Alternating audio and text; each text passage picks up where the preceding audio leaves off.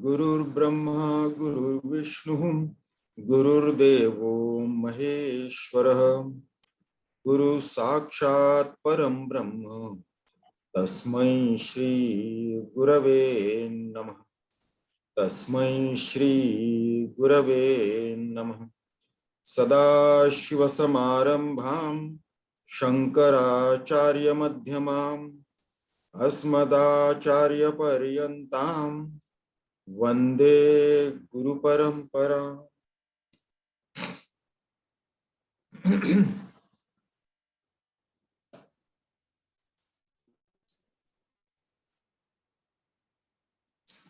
Yatiryang Nara Devata Bhirahamiti Antasfuta Gruyate Yajñasya Hrudayaksha Deha Vishaya Bhanti Swatah Chetanaha Tam Bhasyai Pihitarka Mandala Nibha Surti Sada Bhavayan Yogi Nivratamana Sohi Gururiti Esha Manisha Mama.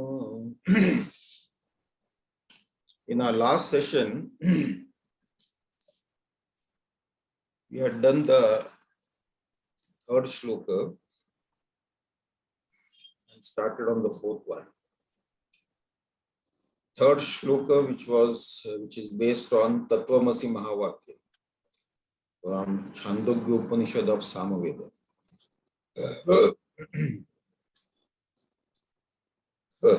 Shashvan Nashwaram Eva Vishwam Akhilam Nishchitya Vacha Guru Nityam Brahma Nirantaram Vimrushata Nirvyaja Shantatmana Bhutam Bhavicha Dushkrutam Pradhavata Savidmaye Pavake Prarabdhaya Samarpitam Swavapuhu Iti Esha Manisha. So now the Tattvamasi Mahavakya, that is the Guru Upadesh. Sadhak does the Chintan, Manan and Nididhyasanam on Guru Upadesh. Shashvan Nashwarameva Vishwamakhilam Nishchitya. Know that for sure this world is subject to modification. It is fleeting, temporary, and subject to destruction. So all names and forms, they are all finite. That includes our own body, sense organs, mind, intellect, equipment.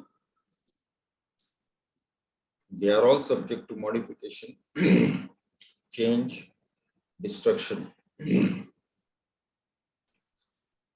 So Guru Upadesh is that in this fleeting, momentary, temporary, impermanent, constantly modifying and changing world, that to a finite world, you cannot seek an infinite happiness. And we seek infinite happiness. We want unknowingly, a vast majority of us, knowingly very few, we are seeking infinite happiness. And then we are seeking it in the finite world. So that is not possible. So Guru tells this Upadesh, gives the first thing to the sadhaka. Why this Upadesh is very important? This Upadesh, that the external world is temporary, momentary, impermanent, subject to constant modification and destruction. And therefore, if you want infinite happiness, it cannot come from the external world. Unless we have a firm conviction about that, the mind will not turn inwards. Mind will keep going out into the external world, leaking out from the five sense organs into the external world, trying to take out some kind of joy, pleasure, or happiness from this world. So first thing is that unless that mind is withdrawn from the external world and make it antarmukha, inward, there cannot be any, it is not possible for us to do any sadhana because of the attraction of the external world. The mind will keep thinking about that, keep planning about that, and so on. So therefore, this is the most important thing for the sadhaka, to withdraw the mind from the external world and focus it within. Unless a conviction comes that I am seeking infinite happiness, I want to be happy 24/7 every moment. And that happiness cannot come from this external world. There has to be a firm conviction through analysis of the external world. Then only the mind can withdraw within. So once that upadesh is followed, nirvyajya shanta atmana, then only mind comes to a rest. Otherwise, mind is always agitated, going into the external world, either seeking this or seeking that, constantly involved in karma. And then when there is no success or when there are obstructions to attainment of whatever we are seeking, then it gives rise to anger, and anger gives rise to actions that we live to regret, and so on it continues. So first thing is that withdrawal of the mind from the external world, that can come from viveka. Viveka can bring the vairagya. So this viveka and vairagya is very important. Without this viveka, the vairagya that comes momentarily, that doesn't last. And when the situations or conditions are conducive, again the mind will get involved into that.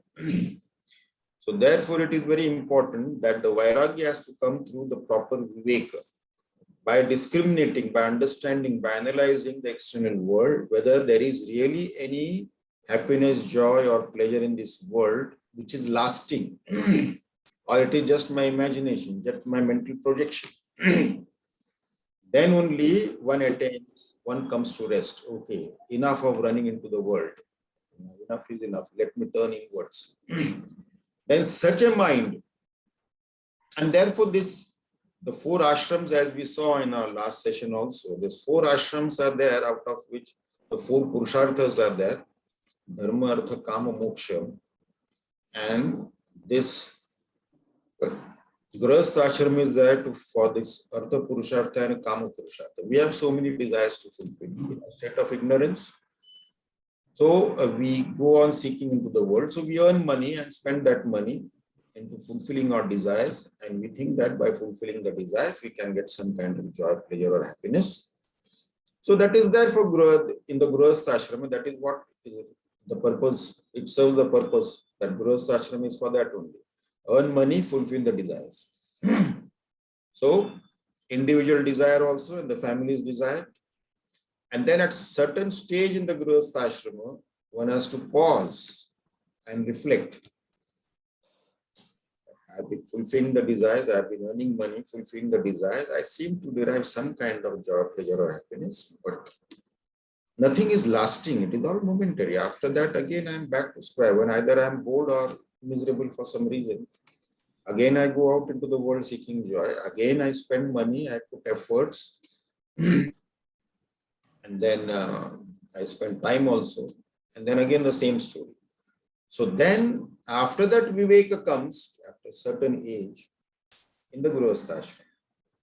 Then, every time a desire comes, then we think. Earlier also, so many desires came. And then I spent a lot of money and time and effort to fulfill those desires. I seem to get some kind of pleasure, joy, or happiness, or it was just my imagination, whatever it is. Now again, this desire has come.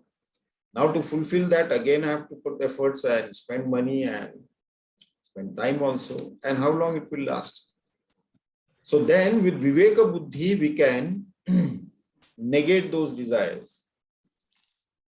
Suppression of desire is also not. So this is the purpose in the Grihastha Ashrama this is done, because the other two, the Dharma Purushartha and then Moksha Purushartha, is in the Vanaprastha Ashrama and the Sannyasa Ashrama. So this, when the mind is completely withdrawn, then Nitya Brahma Nirantaram. Then one can meditate on that Nitya Brahman. So then mind attains peace, and this can be applied for meditation, focusing on Nitya Brahman. Then Bhutam Bhavicha Dushkrutam Pradahata Samvidmave Pavake. Then continuous meditation on that absolute truth, in that fire of knowledge, then all the karmas, the sanchit and the agami karmas, they get burnt out. We have lived millions of lives and accumulated a lot of karma, positive and negative actions. And then they are there, and whenever and then we go on to pick up another body, and then continues. When some of those karmas fructify, then again some quota of good and bad karmas, positive and negative karmas, and sukha dukkha experiences we go through in life. So that will continue like that. But in the fire of knowledge, these karmas are burned. So bhutam bhavicha dushkrutam. Dushkrutam is a sin. We have seen last time what is a sin. Sin is anything that makes us restless, that agitates us, that disturbs us or gives us a sense of guilt. That is sin. Anything that disturbs us, agitates us, makes us restless, or gives us a sense of guilt, that is sin. So all that is burnt off in the fire of knowledge. Then when the sanchita and agami karma is burnt off, what remains is the prarabdha karma. Prarabdha which has already manifested. So nothing can be done about it. That one has to go through the experience. But again, the experiencer of a realized person, the experiencer, the ego is no more there. So the body undergoes whatever modification it has to undergo. But then the ego is no more there because it has been burnt off in the fire of knowledge. So, prarabdhaya samarpitam. After that, the body continues as long as the prarabdha is there. The destiny of the body is there. It will continue. At one point in time, it will drop off. When the quota of experience is to be experienced by that body, mind, intellect equipment, when it is completed, the body will drop on its own. And then ego, who is the sufferer actually, experiencer and sufferer in all this, that ego gets dissolved in the fire of knowledge, is destroyed. And then the knowledge is that the body doesn't, I don't exist in the body, but the body exists in the pure self. Appears, so to say, or superimposed on the pure self. So, such a one, Esha Manisha Panchakam. So, such a one who has realized the self. So, it is my firm conviction that he is my Guru. So, till here we had seen, and then we had started on the fourth shloka also. Now, the fourth shloka is based on the fourth Mahavakya, which comes from Mandukya Upanishad of Atharvana Veda. The oldest Veda is, of course, Rig Veda, and the latest, so to say, we can say, is the Atharvana Veda. Rig Veda, Yajur Veda, Sama Veda, and Atharvana Veda. That is the chronology. So, Yogi Nivrutta Manasaha yogi nivritta manasa, whose mind is withdrawn within, vairagi, as we have seen the previous shloka, that is yogi who is following the Guru Upadesha, that the world is temporary, constantly changing, subject to destruction. Having heard that, now he has withdrawn from that, nivritta manasa, the mind has withdrawn from there.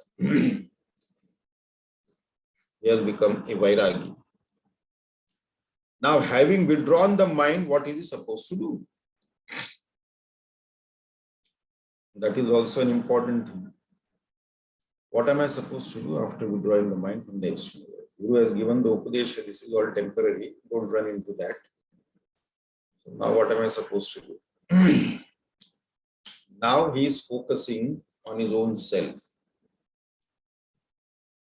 He meditates on the source of the individual and the total world, the microcosm and the macrocosm, Vyashti and Samashti. Vyashti is the Jiva Shrishti that we create, our mind creates, our mind projects with our own raga dvesha, likes and dislikes. Each and every individual sees this world from the lens of his own raga dvesha, his own vasanas and kamanas, his own attitudes, his own coloration of the three gunas, sattva, rajas, tamas. So then he creates his own individual world around him, Jiva Shrishti. And then the Samashti, the macrocosm, Ishvara Shrishti, the Ishvara has created. That is the total mind, projection of the total mind, and this is the projection of the individual mind. So now he focuses on the source of this Jiva Shrishti as well as the Ishvara Shrishti. What is that? Because of which there is an appearance of Jiva Srishti and Ishvara Srishti, without which there cannot be an existence or appearance of this Jiva Srishti or Ishvara Srishti. What is the substratum of that? What is the source of that? Now here in the first two lines it is given very clearly, Ya tiryam nara devata bihi aham iti antasputa guryate. So this is at the samashti level, at the macrocosm level, Ishvara Srishti. That which invokes the sense of I in all creatures, all beings. Tiryak, four-legged animals, Tiryak, Nara, human beings, Devata, all the deities, Vihi, that which clearly expresses itself as I. Antasfuta Griyate. So this is at the samashti level. That is the totality.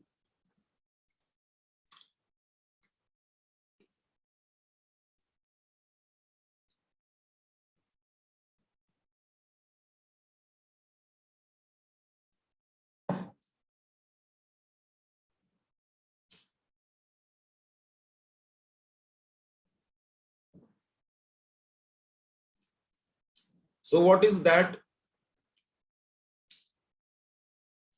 which enlivens all the creatures, all the forms, all the beings, all the living forms, all the beings, all the creatures at the totality level, that is Yad Bhasa Rudaya Aksha Deha Vishaya Bhanti Swata Achetanaha.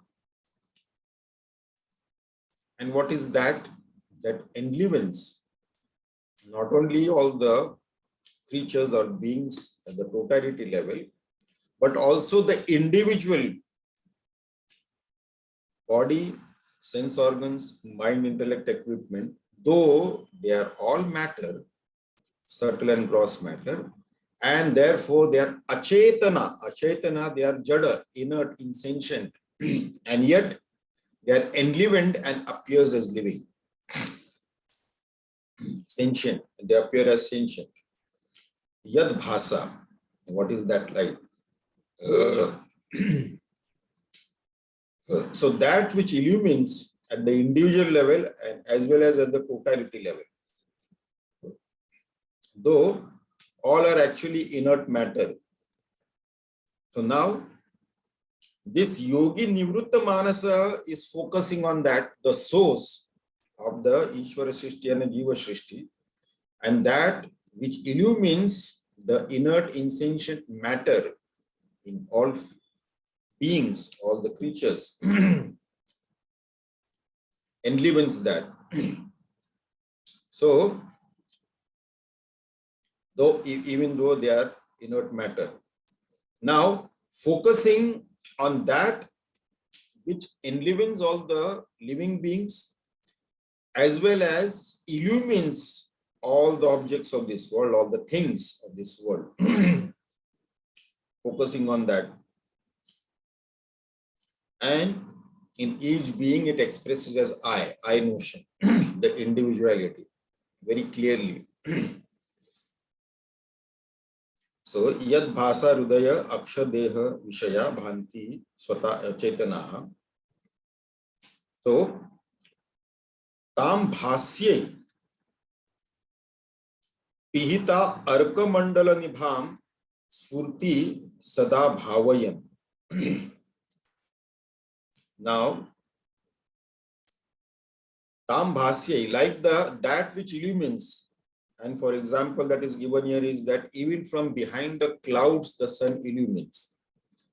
During the daytime, as we have seen so many times this example, the cloud, when we are looking at the sun and then the cloud comes and then we see that, oh, the sun is hidden by the cloud. The cloud has covered the sun. But that is not the case. This we have seen in Atma Bodha also. Cloud cannot cover the sun. The size of the cloud and the size of the sun, there is a huge difference. Massive difference. Cannot. What it covers is our own eyes. But even when the cloud, so to say, appears to cover the sun, we see the cloud and other things in the light of the sun only. So from behind the cloud also, the sun is illumining everything. So the same way, tam bhasyahi pihita arka mandala nibham sruti sada bhavayam. So that which illumines even in the absence of the other sources of light, like the sun or the moon, the other sources of light are there. Even in the absence that illumines, in the darkness also. Even in the sleep, in the dream state. In the dream state, of course, our eyes are closed. The lights are switched off in the bedroom. Outside it is dark, moonless night. And yet we so vividly see the dream. A bright sunny day we dream about. A bright sunny day on the banks of a river with the birds chirping among the trees and all that thing. So in whose light we see the dream world, that is the light of consciousness. That is even superior to the sun because sunlight cannot illumine the dream world. Sunlight cannot illumine the experiences in the state of meditation, dhyana. That cannot be illumined by sunlight. That is illumined by the light of consciousness.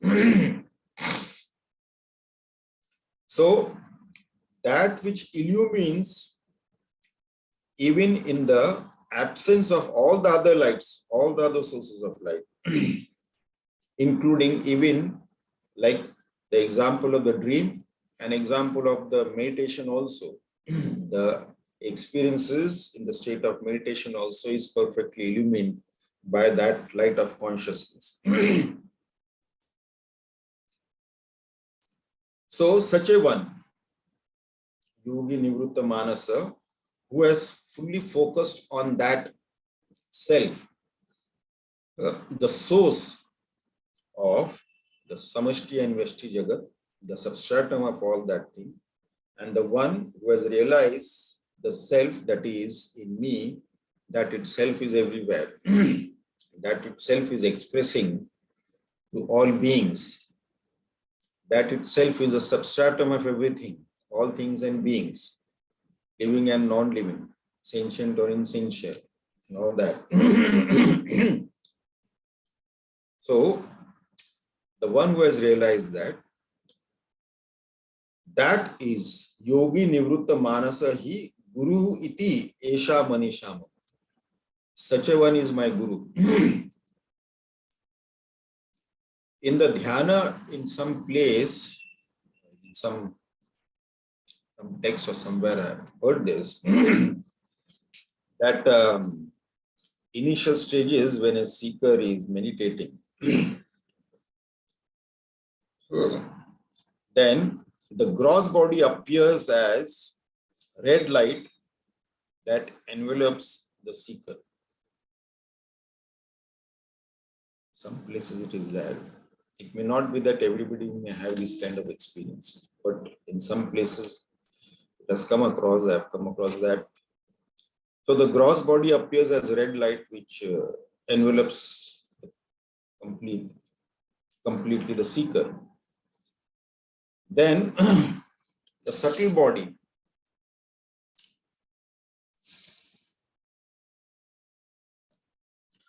so that appears like a white thumb-sized light, the subtle body, the Sukshma Sharira. Then the seeker experiences the fingertip size of black spot that corresponds to the causal body. This ultimately leads to Turiya state, the fourth state, beyond the three planes of consciousness, beyond the three bodies, gross, subtle, and the causal body. And that is experienced as a dazzling blue effulgence.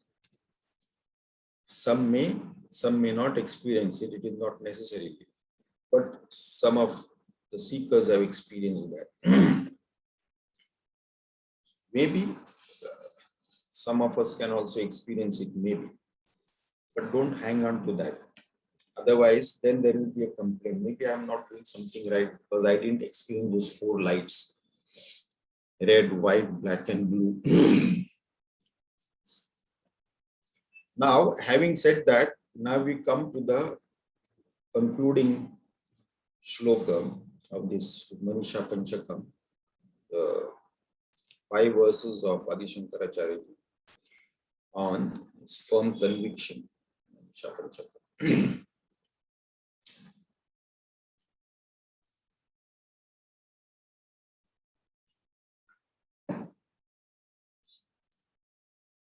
Yat saukyam buddhi lesha lesha tas imem shakradayo nivruta yat chitte nitaram prashanta kalane labdva munir nivrutah yasmin nitya sukham buddhav galitadhi brahmaiva na brahmave yah kaschit surendra vandita pado Nunam Manisha Yat Saukhya Ambudhi Lesha Leshata Ime Shakra Adayah Nivruta Yachitte Nitaram Prashanta Kalane Labdva Munihi Nivrutah Yasmin Nitya Sukha Ambudav Galitadhihi Brahma eva na brahmavid ya kaschit sa surendra vandita padaha nunam manishamama. So now, in the first 4 shloka, Adi Shankaracharya ji expounds on the 4 Mahavakyas from the 4 Vedas. That of course talks about the Advaita Vedanta. The Prajnanam Brahma, Tattvamasi, Ayam Atma Brahma, Aham Brahmasmi. These 4 Mahavakyas. So, here he speaks of the goal or pursuit of all beings. And what is that? As simple as that. It is Sukha, happiness. Ananda. All of us without exception want to be happy always, irrespective of whatever the circumstances may be. Nobody wants to be miserable, sorrowful, or in pain, or even bored also. Okay, the miseries are not there, but even boredom also nobody wants it. It is so boring. Boredom also nobody wants it. We are all in pursuit of happiness. And all of us, without exception, we want infinite happiness, but unfortunately, because of our ignorance, we seek only in the finite samsara.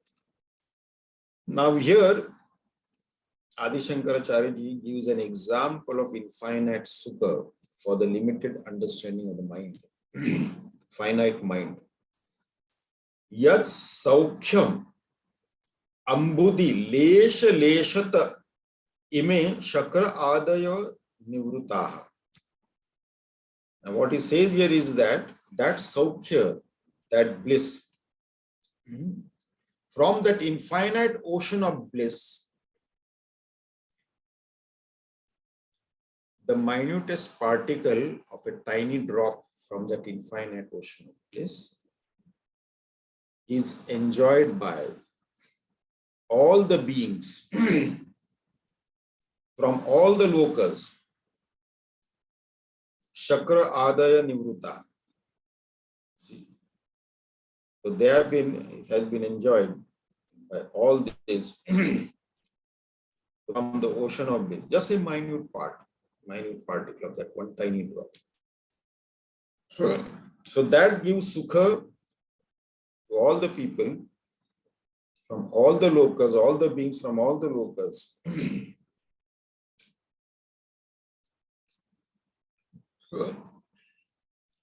So, according to the different yonis and the number of sense organs they have, on the planet Earth also we have got so many creatures. Human beings have 5 sense organs, so they can get pleasure at the level of those 5 sense organs. Some creatures may have only 3 sense organs, some may have 2, some may have 4, and so on. So accordingly, like that. And according to the yoni they are in, according to the lokas they are in, whether they are in Bhumi, Bhulok, or Swargalok, or Brahmalok, or whichever lok they may be. So all beings, they derive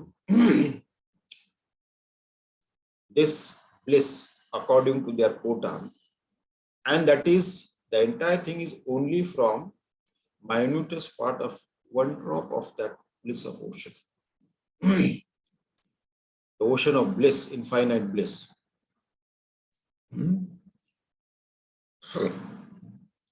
So, right from Brihaspati also, Shakra, the deity, the guru of the deities, and the kings, Indra, the king of all the deities, Brahmaji, Brahmaloka, and so on.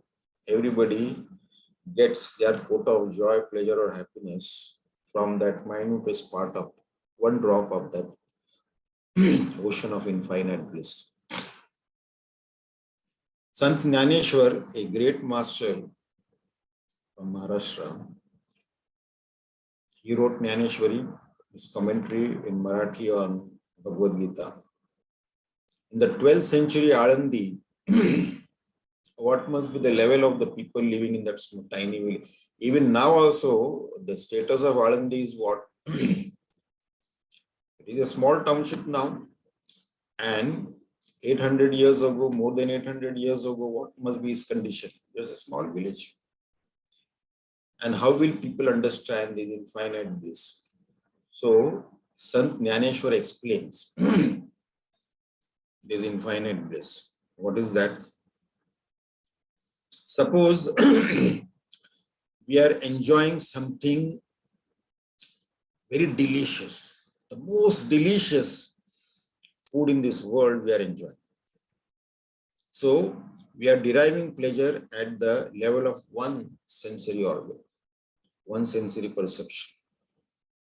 While we are enjoying this, at the same time, the most beautiful, melodious music is also we are listening.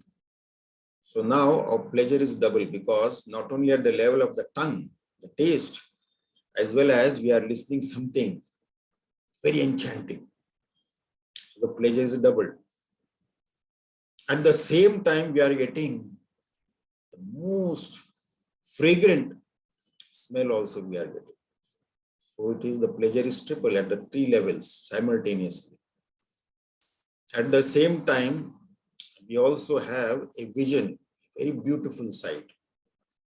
So the pleasure is at four sensory levels simultaneously. And also, we are having a very pleasurable touch also. So the pleasure is at five sensory perception. So what will be that quantum of that pleasure, that joy, that happiness, all five sensory perceptions. And similarly, not just one individual, but all human beings on this planet Earth are simultaneously enjoying at all five sensory perceptions. What will be the quantum of that joy, pleasure, or happiness? Not only all human beings, but all creatures on this planet Earth at their own sensory levels, irrespective of how many sense perceptions they have, whether they have one organ, two, three, or four sense organs, whatever it is, all creatures are also having pleasure at all their individual sense organs. What will be the quantum of that joy? Apart from planet Earth, in all the lokas, all the lokas above the planet Earth, all beings there in their different forms, in their different number of sense perceptions, simultaneously they are enjoying at all their sensory perceptions, whether it is Swarga Loka or Brahma Loka or Tapa Loka or Jana Loka or whichever Loka it is. What will be the quantum of that joy, pleasure, or happiness? Then Jnaneshwar Maharaj says that that is the smallest unit of the ocean of infinite bliss. So this is what it is. Yat Saukhyam, Saukhya Ambudhi Lesha Leshata Ime Chakradaya Nivrutaha. All beings derive from the minutest particle of one tiny drop of that ocean of bliss, infinite ocean of bliss. So then, Yasmin Nitya Sukha Ambudav Galita Dhihi Brahma Eva Na Brahmavid. Now this Muni or this yogi who has quietened his mind, Munihi Nivrutaha, the one who has quietened his mind and who has dissolved his ego. Yasmin Nitya Sukhambuddha Galita Dhihi, who has dissolved his ego in the infinite ocean of bliss. He has dissolved his ego. So Yasmin Nitya Sukham, eternal bliss, infinite bliss. Brahma Eva Na Brahmavid. So such a one is verily Brahman alone and not the knower of Brahman. He is Brahman. So Brahma Eva Na Brahmavid. Now such a yogi, Ya Kashchit Sa Surendra Vandita Padaha. Even for such a yogi whose feet is worshipped by the king of deities. So, such a one is my guru. Esha Manisha Mama, Nunam Manisha Mama. Whether he is a Chandala or whether he is a Brahmana, it doesn't matter who that person is or what the Varna is, what the Gotra is, what the Varna is, who cares? Such a one is my guru. Esha Manisha Mama. There is a firm conviction that such a one is my guru. So, in this 5 shlokas,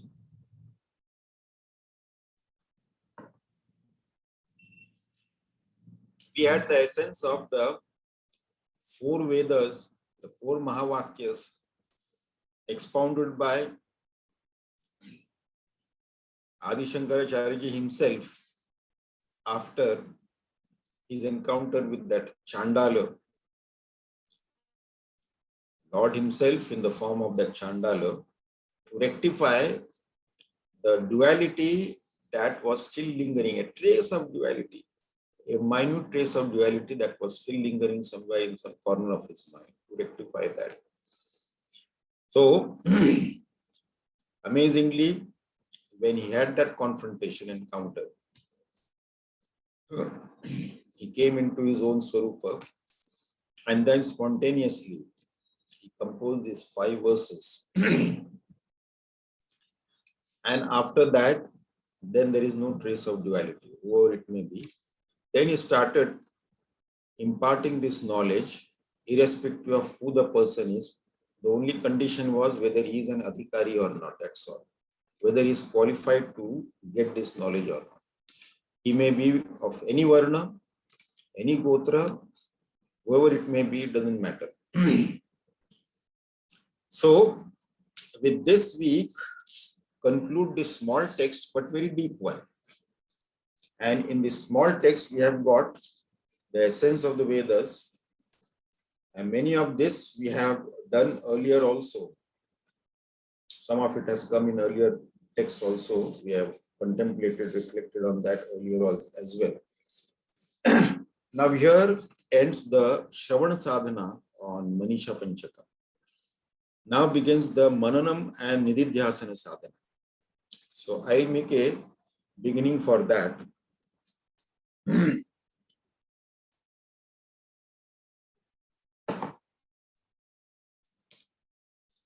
Annamayad Annamayam Athva Chaitanyameva Chaitanyat Dvijavara Duri Kartum Vanchasi Kim Bruhi Gacha Gacheti. So from now we begin the Mananam and Nididhyasana Sadhana on this Manisha Panchakam. This is a very good text, very subtle, very deep, though it is a very small text, just about 7 shlokas in total, 5 of them belonging to Adi Shankaracharya. But this is a very good text for the sadhakas, of course the advanced sadhakas, not for the beginners. So now, whatever topic we have covered today, if anybody has got any questions, they may ask.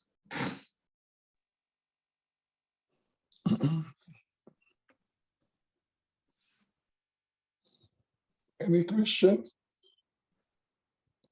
Vimalji? Hemaben?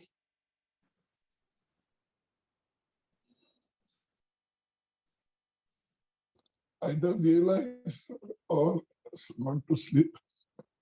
Want to sleep or realized. The second one is better if all of them have realized nothing like it. So now, Swamiji, I will not disappoint you. The question will come. Yeah. Now, Swamiji, we are, and let me talk about me, and I'm representing everybody, all sadhakas. My first birth, I was born in ignorance, and due to my ignorance in the world, I was born in this world of plurality. I lived my life and then died in ignorance, and therefore I took a new birth, and this cycle of birth and death cycle went on for, as our Shastras say, 84 lakhs jana. Now, in this Janma, in this my Prarabdha Janma, current one, which is known by the name of Pankaj, the ignorance is still there. I don't say that by doing so many things in the last 58 years, but I must say, without being trace of contradiction. Hmm. Let now fully understand that substratum in me, Hmm. of substratum of this entity, which is Sthula Sharira, Sukshma Sharira, and Karana Sharira, is pure consciousness.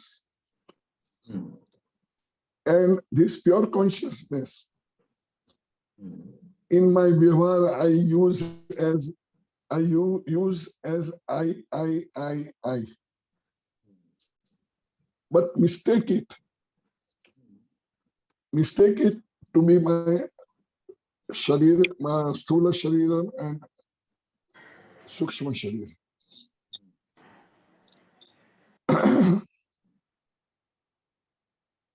I feel that now, after 2.5 years of study of Vedanta under you, has given me the hang of this. What is this I? This pure consciousness. And this pure consciousness, as we studied today, is the same behind this world of plurality. Therefore, and it is homogeneous. There is no Bheda. 3 types of Bheda is not, therefore it is homogeneous. So,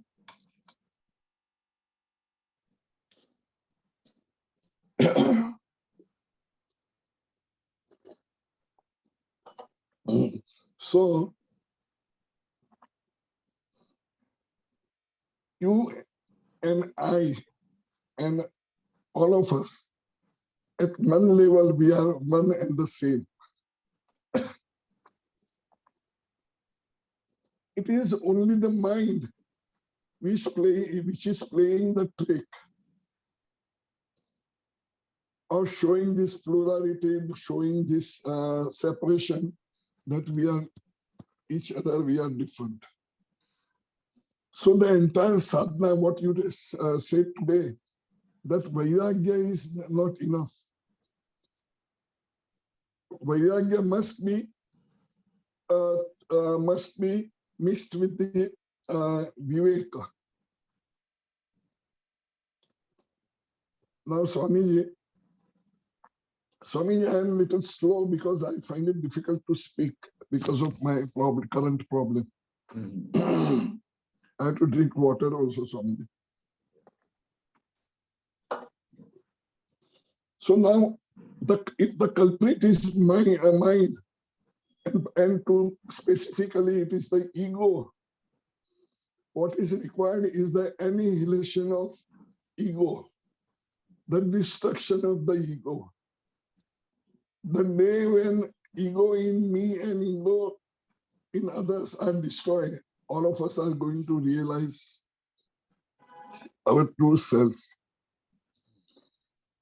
What I understand is meditation is the only thing. Shravana, yes, Manan, contemplation is yes, but the meditation, nididhyasana, is the only thing which is required to be done to rediscover my true self. Swamiji, is my understanding correct? Yes, of course. And if it is correct, Contemplation and meditation. Yeah. So if it is correct, then we must, in the name of sadhana, in the name of satsang, we must, particularly I'm talking about this particular class, we must stop all other activities. Other activities, I'm talking about the spiritual activities. One can do it as a support to begin with, to go inward. So Swamiji, this is my question. Is my understanding of the subject is proper? Yes, correct. Now what is left is nididhyasana followed by meditation. So deep nididhyasana, contemplation, into our own self. And then when that nididhyasan converts into deep dhyana and samadhi, that will happen. When we dive deeper and deeper, as the contemplation goes deeper and deeper, and when it happens, nobody will know. There is no particular time as such, that at this particular time, I realize the self. No. So, you cannot celebrate like people celebrate birthdays and wedding anniversaries and this anniversary and that anniversary. You cannot celebrate. This particular day, at this particular time, I realize the self. No timetable. Because the self is always there, and when the ego gets dissolved into that ocean of consciousness, the pure self, and nobody will know. It will happen like that. But that contemplation moves into dhyana and samadhi. That is the step, like that it goes. The deeper we contemplate, and slowly all the thought processes will also cease. When the contemplation starts reaching deeper and deeper, the processes will cease, but the awareness will be there. It's not that we go to sleep or something like that, but the awareness will be there. And then when it happens, nobody will know. Suddenly that is dissolved, and then there is only the self alone, ocean, infinite ocean of bliss. That's all that is left. That ego dissolved. That is what Adi Shankara also talks about in the last shloka. That is a smooth move from nididhyasana to dhyana and then to samadhi. And then throughout the day, it is not that we should be sitting separately at a particular time. That is apart from that. But living in this world and as a grihastha, we have to go out also, we have to meet people, we have to deal with the external world also. But the background should be always there. The awareness should always be there. Like, try watching a movie with the awareness of the screen in the background. Then what happens is that we will not get influenced by what is being played on the screen. If that awareness is always there of the screen, you see. So while going out in the world, into the world, that awareness is there when we have to deal with the world outside, but that awareness in the background is always there of the pure self. Then we don't get influenced by or affected by the external world. We see a lot of things, we hear a lot of things, positive, negative, so many things are there. Certain things may affect us positively, certain things may affect us negatively also. But when that awareness is there of the background, like the cinema screen, then the play of light and sound doesn't affect us. But if we get lost into the play of light and sound, forgetting the cinema screen, then of course the tragedy is happening there on the screen, and then we start weeping in the cinema hall. We had gone there for entertainment, but then end up weeping ourselves, paying the money and then crying there. If the awareness of the screen is there, this is a story being played out, and they are the actors who are paid heavily to do their acting. That's it. So similarly, the outlook in the external world also is there. Of course, that doesn't mean that we have no compassion for those who are around us, who are less fortunate and all that thing. It's not that we become a very hard-hearted person or have no compassion and things like that. But the only result is that, most important thing is that we do not take anything too seriously. That is an important thing. Swamiji, for a serious sadhak, seeker, particularly who does this meditation, is like a kabaddi player. You know, in kabaddi, he goes to the opponent's side, touches the main line, and his success depends upon not being caught by the opponent. Similarly, a sadhak must move in this world, but not, as you explained just now, not caught up in the drama of this world, and come back safely. Safely. You can go Yes, into this world, you can touch, but you don't get touched.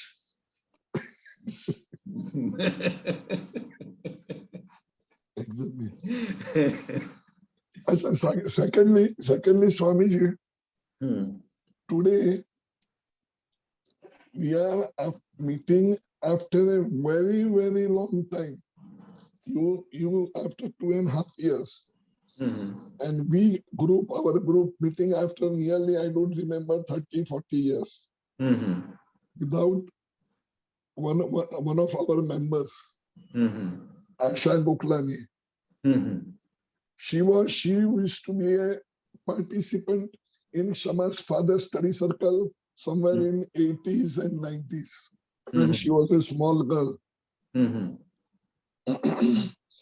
Then study circle started here at my place. Mhm. She was a person who never used to miss a single session. Mhm. Even in last 2.5 years with you, Swamiji, Mhm. unless when she goes to Vipassana, she was a seriously practicing Vipassana, and in a year, I think once or twice she used to go for a Vipassana training there. Mhm. She always used to be here. Many times she has asked you questions also, Swamiji. Yeah, I remember Asham. And two to three times when you came here at my place, she Mhm. was also present, Swamiji. Mhm. So after a very long time, we are having this study circle in her absence. Mhm. Swamiji. I spoke to her just 2 days before she died, Mhm. and her voice was very weak, Mhm. very faint, Mhm. and she was going to the hospital in and out in last 1.5 years or maybe 2 years. Oh, nearly 2 years, and even then she was attending the satsang also. Yeah. So then on Thursday I spoke to her. Friday she was admitted to the hospital, and I think Friday or Saturday same day she died. Last Friday she was not there. Yeah, she was not there. Yes, sir. Anyway, we pray for her Sadgati, Mhm. and will start her journey in the new body, Swamiji. Mhm. The form has Swamiji, been started. Yes. uh, that you say about not being attached, not being affected by people, seeing the misery of people. Yeah, it is. In fact, I asked several people that when you open the Facebook, Mhm. after one, two thing or spiritual, the amount of miseries you see is that it is I quickly close it, I cannot. And of course, we are on the way. And you all are teaching us from to be detached. But how is that Asha has left and it has hurt me? How is that I cannot overcome? Asha has not left. The self is very much there. Self is the same that is there expressing through this form or your form or the form which was named as Asha Amma. So it is the same self. So he cannot go anywhere like that. The form, we are the students, we are the spiritual seekers, and we are students of Vedanta. So we have to understand that.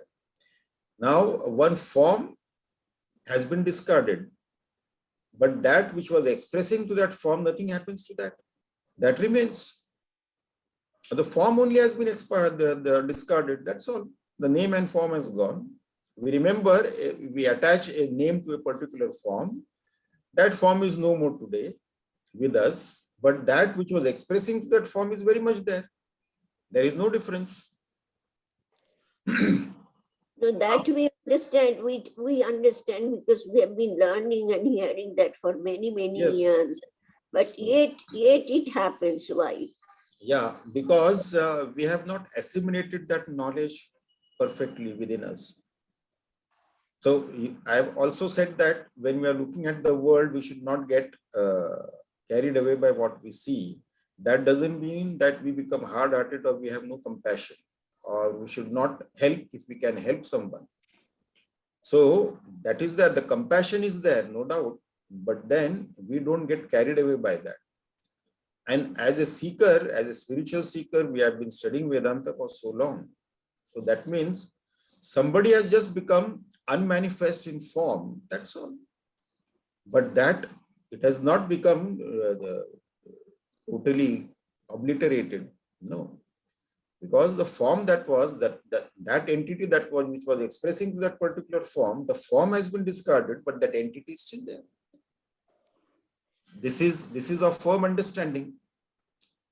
This is Esha Manisha Mama. You see, we have learned that, and then we have to put it into practice immediately. So therefore, unless we put this knowledge, this teaching which we are getting into practice immediately. So now what happens is that when we think of Ashama, what we have to think of is the pure consciousness. The moment the name comes or the form comes, we have to think of pure consciousness and not the name and the form. From time and again, the name and form will come in our mind. But as soon as the name and form comes in our mind, the moment it should take us to the consciousness that was expressing to that name and form, to the substratum. And once the focus is on that, the focus is diverted from the name and form to that which was expressing the name and form.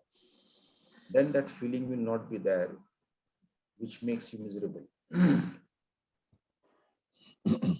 Swamiji, to save through the grief,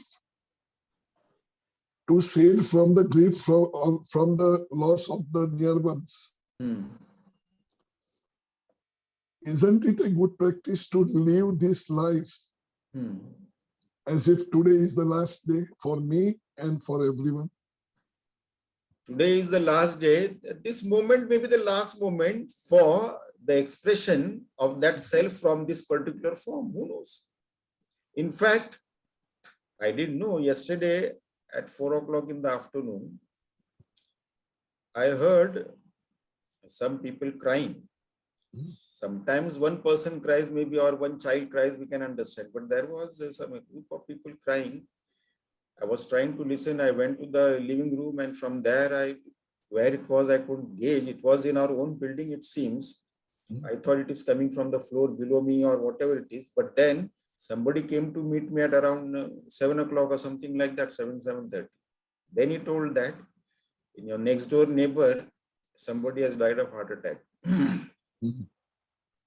See, and actually that lady and her daughter both had come to me about a year ago. She had some kidney issue. So she was saying that since my kidney is weak, I said, you do the blood test and then we'll see if there are other issues or that. She was a COVID patient also. So probably that must have affected her heart and kidney, whatever it is.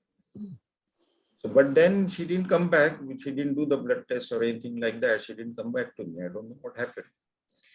And then yesterday I heard that she died of heart attack. Day before yesterday, actually, she was taken to the hospital because she was finding it difficult to breathe. And then she was overnight, she was on ventilator, and yesterday she passed away. That was just next door to my apartment.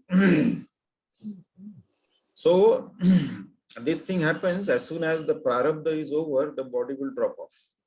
It needs some excuse to drop off. So actually, there should be no mourning as such. Who should mourn for whom? This is the $1 million question. You see, the thing is that the person who dropped the body has been relieved from all the aches and pains and sorrows and miseries that that person was experiencing to that form. Isn't it? So now that that person has been relieved from that, and then that person will look at the others who are still left there and what sufferings they may have to go through. So that person who has dropped the body should be mourning for the others who are left here still with the form and what experiences they have to go through. Not the ones who are still keeping the form and mourning for the ones who have got relief from that form and relief from all the aches and pains and sorrows and miseries of that form. You see, it is all the reverse thing. Because of ignorance, we are doing it. So that person should be mourning for us. Oh, I got relief from all the aches and pains of my body, all the issues of my body, mind and intellect. Oh, so good. But then, what about those people who are suffering? So I feel so sad for all of them. I don't know what all they will have to suffer in their body now. I got relief from my body. So the one who has got relief from his or her body should be mourning for those who are still left with the bodies. And not the ones with the bodies mourning for the one who has got relief from that. This is called as the tragedy and comedy of life.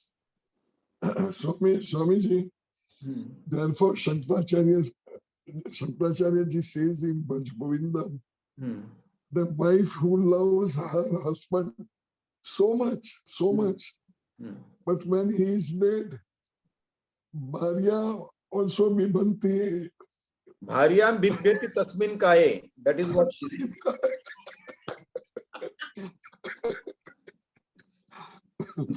However, one may be attached to a particular form. The moment that person passes away, they want to get rid of that before the sting sets in. Swamiji, somebody told me that there is a further to this story. That in olden days, there used to be door, very small. So when the husband died, he was to be taken out, but couldn't be taken because of the doors were so small. So they said that bring this and cut the door. So that same wife says that you don't cut the door, you cut the body into pieces. Why destroy the door? Then I have to spend to make the door again.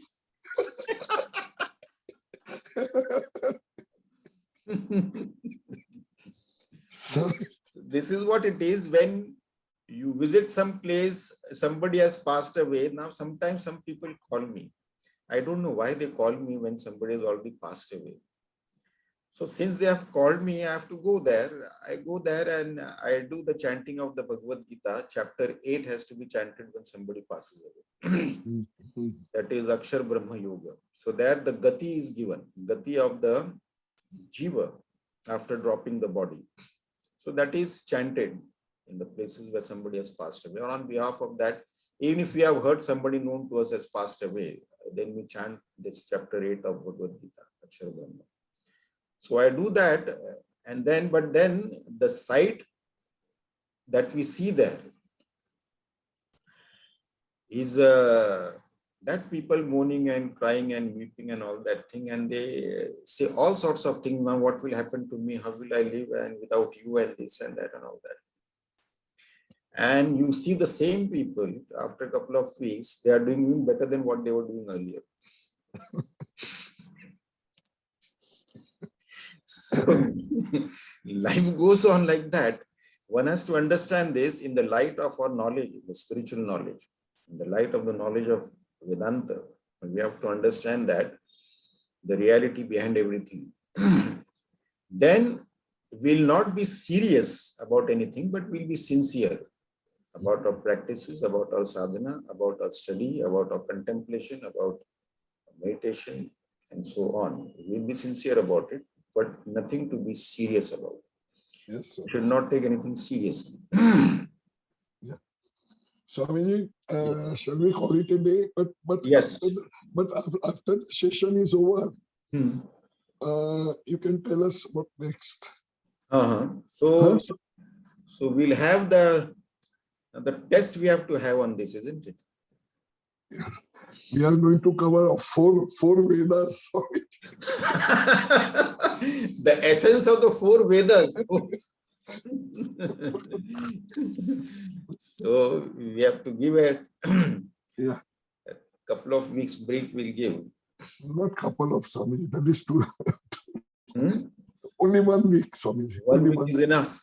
Yes, that's more than enough, Swamiji. Okay. So we'll meet then according to that.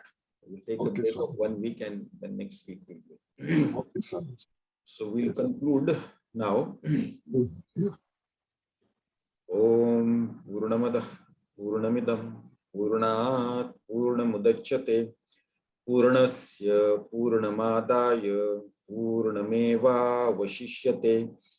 Om Shanti Shanti Shanti. Harihi Om Shri Gurubhyo Namah.